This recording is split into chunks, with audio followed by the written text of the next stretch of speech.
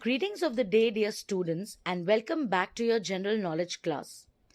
A border is a real or artificial line that separates geographic areas. Borders are political boundaries that separate countries, states, provinces, cities, and towns.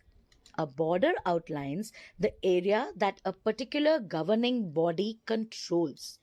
The government of a region can only create and enforce laws within its borders. Borders change over time, and sometimes the people of one region take over another area through violence, and other times land is traded or sold peacefully. Many times, land is parceled out after a war through international agreements, and hence the borders of countries change. Sometimes borders fall along natural boundaries like rivers or mountain ranges. For example, the boundary between France and Spain follows the crest of the Pyrenees Mountains. For part of its length, the boundary between the United States and Mexico follows a river called the Rio Grande. The border of four countries divide Africa's Lake Chad, Niger, Chad, Cameroon, and Nigeria. In today's class, we are going to learn about 10 such boundaries. The first one is McMahon Line. It is the boundary between India and China, which is named after Sir Henry McMahon, a diplomat and soldier. The next one is Durand Line. It is the line demarcating the boundaries of Pakistan and Afghanistan drawn in 1893 by Sir Mortimer Durand. The next one is Siegfried Line.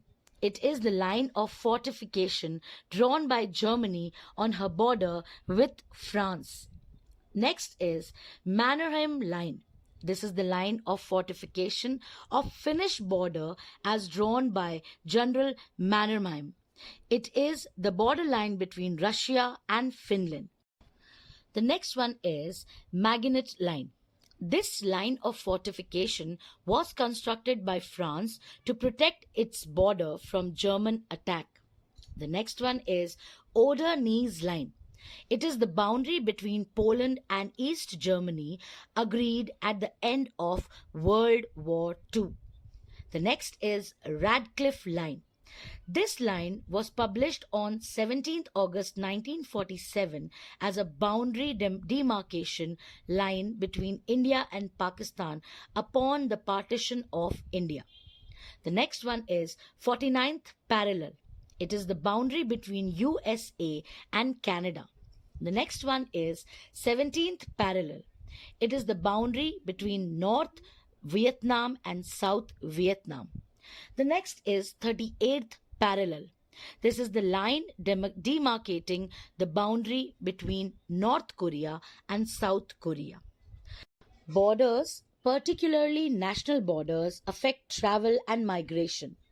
People can usually move freely within their own country's borders, but may not be allowed to cross into a neighboring country.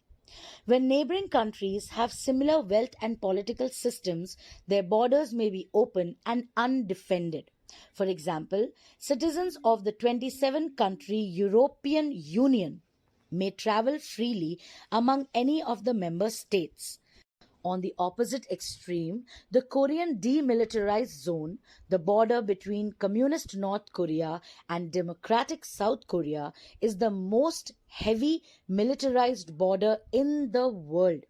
The zone, which is 4 kilometers wide and 243 kilometers long, separates the two countries with barbed wire fences, landmines, and armed guards.